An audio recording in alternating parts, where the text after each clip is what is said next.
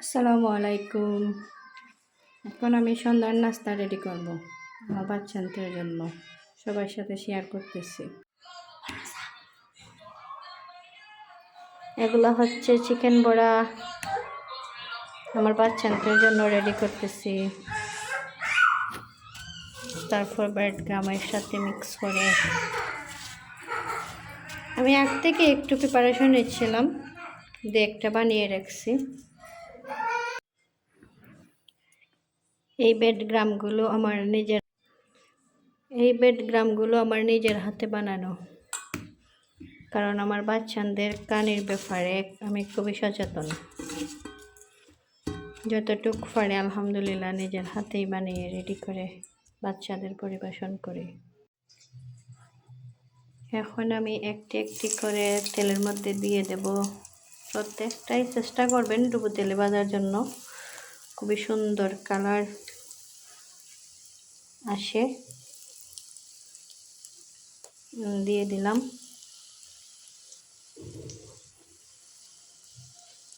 এই খাবারটা আমার বড় মেয়ে খুবই ভালো পছন্দ করে, তাই মাঝের মধ্যে ওর জন্য একটু বানাই।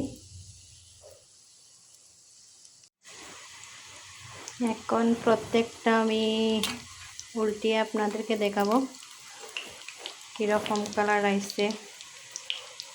এই যে মাশাআল্লাহ খুব সুন্দর একটা কালার আসছে।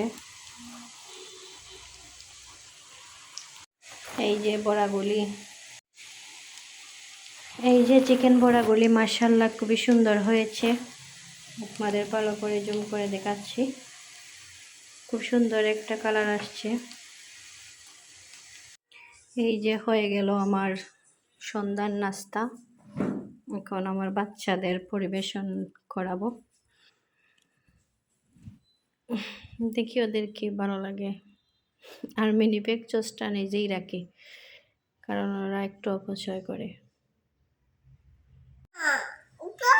আমার ছোট মেয়ে এরে নাও, ওকে তুমি লাগাইয়া খাও।